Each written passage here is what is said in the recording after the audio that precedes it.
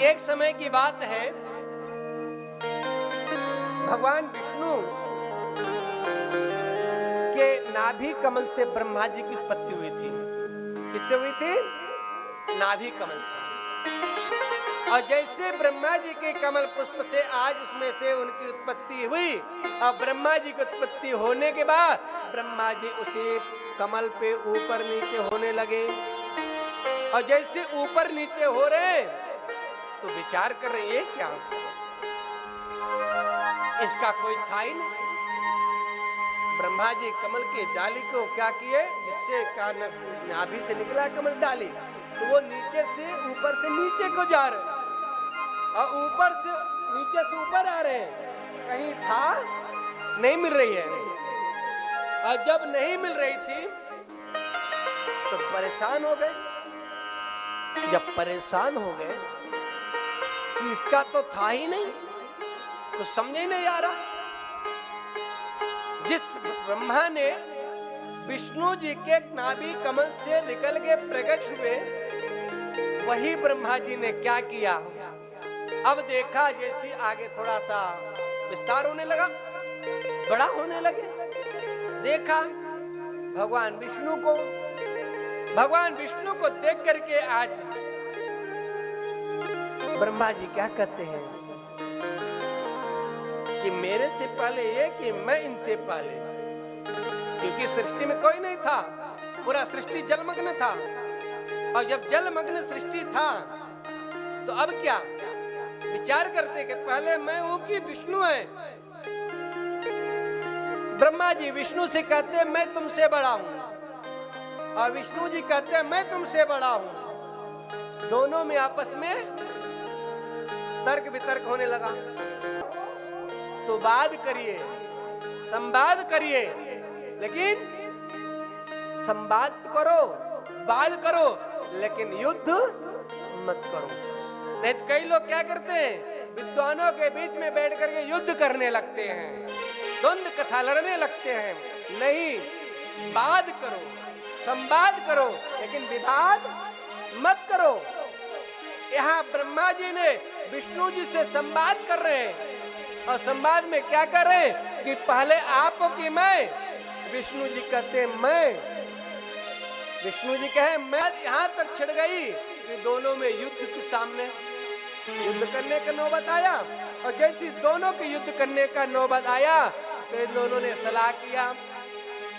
क्या किया, दोनों एक दूसरे आपस में मिल करके क्या कहते हैं कि ठीक है, अगर यहाँ सबसे पहले कौन आया इसकी परीक्षा अभी हो जाएगी। बोले क्या हो, बोले सबसे पहले तुम नीचे एक जाओ और एक ऊपर। ब्रह्मा जी हंस पे बैठ गए, हंस की सवारी था।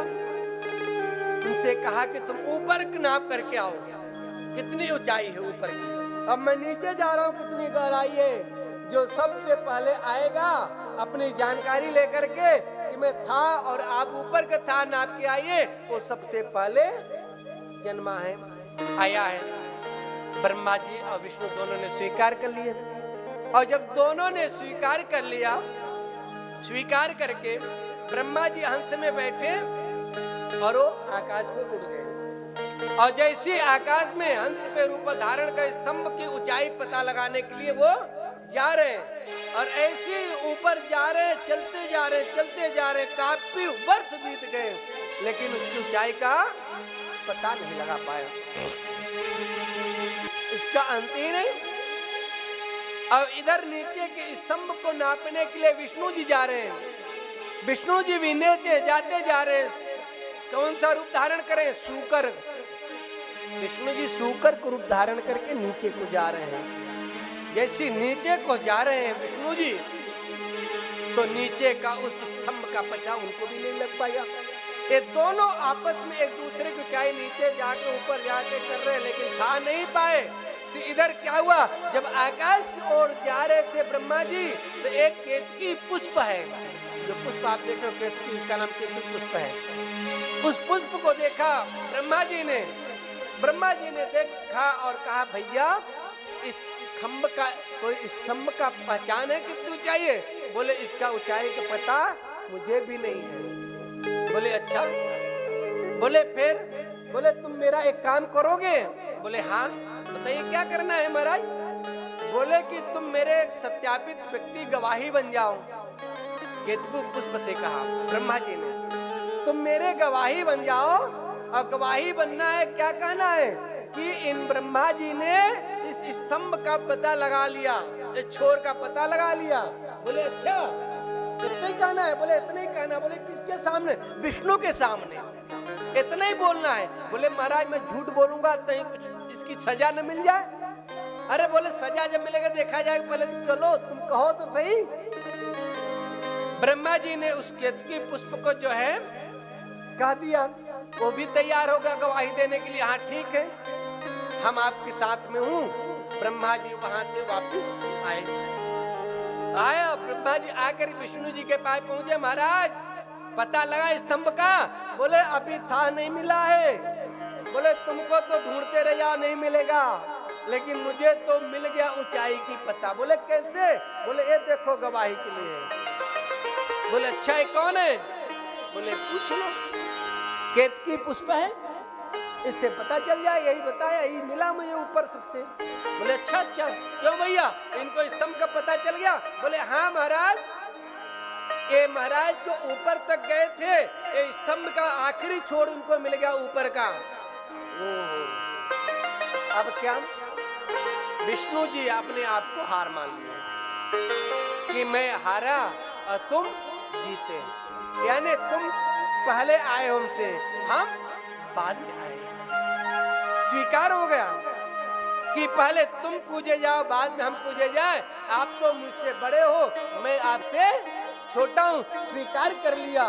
विष्णु जी के इस प्रकार स्वीकार करने पर भगवान शिव को नहीं रहा गया। शिव ने कहा ये क्या, ये कैसे हो सकता है? ये ब्रह्मा झूठ बोल रहा है, ये झूठ बोल रहा है, इसको दंड अवश्य मिलेगा। आज इस प्रकार से जैसे कहा, शिव जी वही दोनों के सम्मुख प्रकट हो गए। हे ब्रह्मा, तुमने आज यहाँ झूठ बोले हो, और तुम्हारे साथ एक केतुक पुष्प जो ये भी झूठ बोला है विष्णु से कि तुमने इस स्तंभ का पता नहीं लगा पाए, और आके यहाँ विष्णु के सामने झूठा गवाही दिया। विष्णु सुन करके विष्णु भगवान आश्चर्य में पड़ गए। क्या? भगवान शिव ने कहा इसका अपराध तुमको मिलेगा झूठ बोलने का। बोले प्रभु मेरी क्षमा कर दो। बोले क्या क्षमा? तुमने जिस प्रकार से विष्णु के साथ छल किया झूठ बोल करके, तुमको मैं श्राप देता हूँ कि तुम्हारी पूजा भारतवर्ष में कहीं और नहीं होगी, सिर्फ एक जगह रहोगे, वहीं पुष्कर में तुम्हारा निवास होगा। इसके बाद कहीं भी पूजा तुम्हारी नहीं होगी। शिव जी ने श्रापित कर दिया, सिर्फ एक ही पुष्कर में रहो, आगे नहीं जा पाओगे। ब्रह्मा जी के आज वहां पे श्रापित किया, और केतकी पुष्प जो था केतुक पुष्प, उसको भी श्रापित कर दिया कि तेरी भी पुष्प तू भी कहीं भी किसी देवता के ऊपर तेरों को भी नहीं चढ़ाया जाएगा, कहीं पूजा में तुझे नहीं लिया जाएगा। और इस प्रकार से जब कहा तो सिर्फ दोनों को प्रार्थना किए, ब्रह्मा जी ने और पुष्प ने। उन्होंने प्रार्थना की प्रभु मेरे अपराध को क्षमा कर दो। बोले ठीक है, अपराध तेरे क्षमा कर देता हूँ, लेकिन तू पुष्कर में पूजा जाएगा, भारत में पुष्कर में पूजा तेरी होगी। और हे पुष्प, तेरी पूजा कहीं नहीं, तुझे कोई नहीं स्वीकार करेगा, लेकिन तुझे मेरे ऊपर रखा जाएगा और मेरी पूजा में तुझे चढ़ाया जाएगा, लिया जाएगा। ये वरदान देते हैं, और आज वही कहते हैं तुमसे श्रेष्ठ विष्णु हैं।